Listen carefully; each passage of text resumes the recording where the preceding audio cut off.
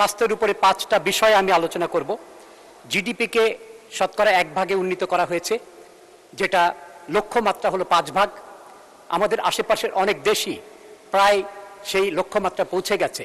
আমাদের সরকার অঙ্গীকার করেছেন এটাকে 5 ভাগে ধীরে ধীরে নিয়ে যাওয়ার। আমরা আশা করি সেই অঙ্গীকার তারা রক্ষা করবেন। দ্বিতীয় সমস্যা হলো আমাদের জনবল।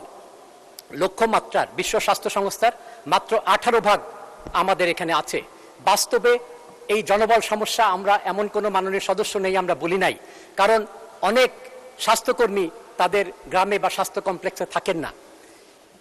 আমাদের 80,000 পদ এই মুহূর্তে খালি আছে, আর প্রায় 2,000 কোটি টাকা গত বছর পরিচালন থেকে ফেরত গিয়েছে। দেশে হাজার হাজার শিক্ষিত যুবক আছেন, তাহলে কেন আমাদের এই পদ খালি আছে?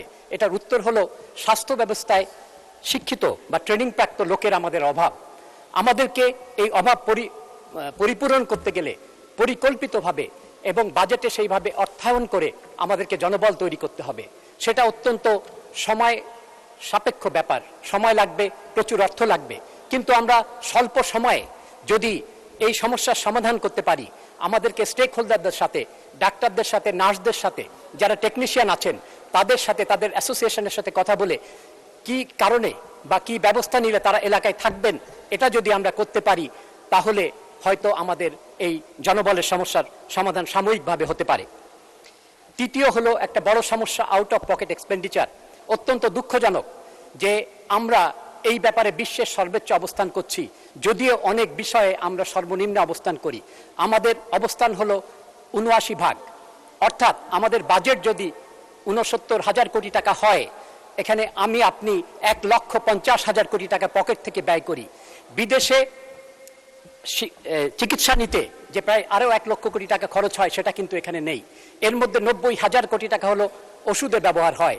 আমি খুব নাম করা একজন ভদ্রলোকের প্রেসক্রিপশন রিসেন্টলি দেখেছিলাম, 1800 ওষুধে উনি আছেন, কিন্তু ওনার অসুখ ভালো হচ্ছে না। আমি 14টা ওষুধ বন্ধ করে দিলাম, উনি ভালো হয়ে গিয়েছেন।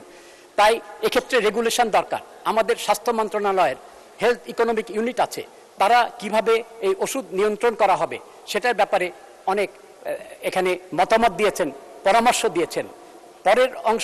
পরের যেটা খরচ 25,000 কোটি টাকা খরচ হচ্ছে বিভিন্ন পরীক্ষা নিরীক্ষা। আমরা সবাই বাইরে পরীক্ষা নিরীক্ষা করি, কিন্তু পরিসংখ্যান অনুযায়ী দেখা যায় যে আমাদের 50 ভাগের অধিক আমাদের স্বাস্থ্য ব্যবস্থার যে যন্ত্রপাতি সেগুলো বিকল হয়ে আছে সামান্য মেরামতের অভাবে। আমরা যদি এই যে পরিকল্পনা আছে যদি বাস্তবায়ন করতে পারি এবং আমাদের যে যন্ত্রপাতি যদি শীঘ্র যদি মেরামতের ব্যবস্থা করতে পারি, আমাদের অনেককেই বাইরে যে পরীক্ষা নিরীক্ষা করা লাগবে না। SDG 3 আমরা অঙ্গীকারাবদ্ধ ইউনাইটেড নেশনসের সাথে। 2030 সাল, অনেকভাবেই আমরা পিছিয়ে আছি, অনেকটাই পিছিয়ে আছি।